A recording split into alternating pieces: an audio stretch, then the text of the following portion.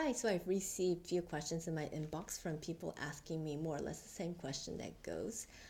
From what I gathered, it seems like you had focused a lot on finding ways to resolve your dystonic symptoms by focusing on your symptoms and finding specific exercises to resolve your reactions. Have you ever approached focal dystonia as an emotional problem, as some say, and what role do you think your emotions had to do with the onset of focal dystonia and your recovery? Great question, and I'm so happy to answer this one. I strongly believe in the mind-body connection. I have no doubt that your emotional state directly influences your physical one and vice versa. So emotion is a vast subject, and I see emotions as well as your emotions as a reflection of how we perceive the world, immediate world around us. For example, let's say a musician is getting ready to perform and he's about to go out on stage.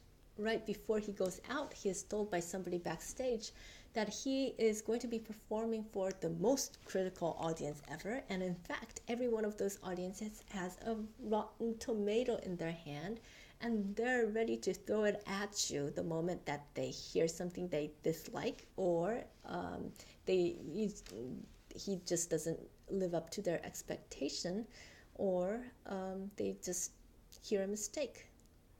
What kind of physical response do you think an average performer will have during a performance in front of that kind of a crowd? He'll be super aware of his environment and will be ready to fight or run away if things, start turning really bad. And he'll maybe freeze and attempt to minimize the damage in case of the tomatoes will be thrown at him.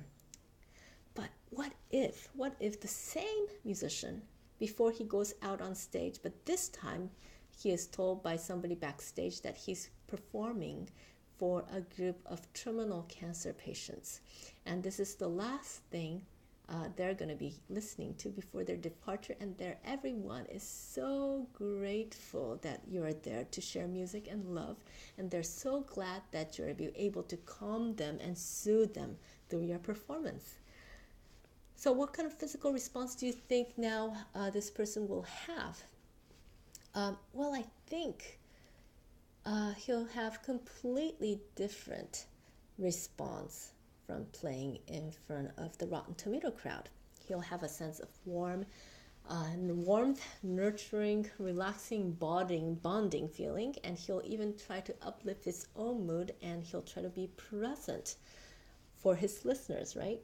Now, what could have happened was that he could have been playing for the same exact audience between these two scenarios, but his perception of his environment was completely different, and his physiology was therefore completely different. For the Rotten Tomato crowd, maybe he was performing, he was probably breathing shallow, and his movements were really rigid and tense, and he's trying to please the audience and trying to minimize his mistakes, all while he is super defensive and trying to fight for his physical safety and trying to think perhaps ahead to mentally prepare for difficult passages that he could miss, or thinking if he had just made an obvious mistake. And so he's a little nervous, right? But then how about when he's trying to share music and love with the terminal cancer patient crowd? He'll be breathing deeply, perhaps his movements a little bit more larger and eloquent, and he'll be tuning into his own senses and his feedback from his environment, which is all the support he is receiving. So he's feeling very present. So we could all put ourselves in these two different scenarios, and we could even feel the two completely different sets of hormonal responses that the player experiences physically.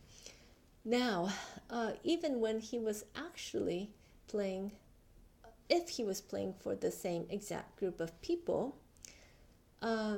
when his perception of his environment is different, so is his physical response and even his movements. So now, where am I going with this? I remember shortly after the onset of vocal dystonia, I was trying to play something to demonstrate my symptoms to my colleague. And I recall her commenting to me, uh, her saying, Akiko, you have so much tension and your fingers look as though it wants to run as far away from the keyboard as possible, as though you're afraid of it. What are you afraid of? So at that time I thought, duh, it's not that I'm afraid of something. I just don't have any control over my hand or your fingers. What is it that you don't understand about that? So I was being kind of defensive. Well, but much later, after I felt like I could accept the condition and do something about it, I started giving a second thought about what she told me. My hand and my body is tensing as though I want to fight the instrument, and my fingers look like they were having reactions as though they want to run as far away from the keyboard as possible and freeze as though I'm super afraid of it. So I thought, well, maybe this is part of my problem. My relationship with piano playing at that moment, that specific moment, was rather fighting and conquering and proving myself and people around me that I was worthy. Certainly, the relationship was not loving and nurturing and, working and creating something together, even though I thought playing and performing was all I wanted to do all my life. So in fact, I did love to play, but my body had interpreted playing piano as something perhaps dangerous and maybe harmful, and something that I had to conquer or run away from. Perhaps I felt too vulnerable to perform in front of people. Perhaps being criticized musically was perceived like an attack on my personality, and my subconscious mind maybe doesn't know the difference between being criticized musically and physical life-threatening attack. Perhaps I felt like I had to go out of my way to conquer the instrument if I wanted to succeed to live. So tension and immobilization is a defense mechanism against something that you have to fight against. I knew that I had to re-establish the perception of what playing the instrument was for me, and especially if I wanted to continue pursuing a career as a performing musician in one way or the other. So I had a brutally honest conversation with myself, and I asked a bunch of questions that kind of helped me think why I was perceiving playing the instrument as something I had to conquer.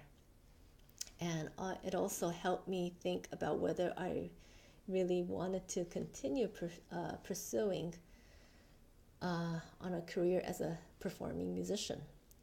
Questions asked myself were, why do I want to play piano?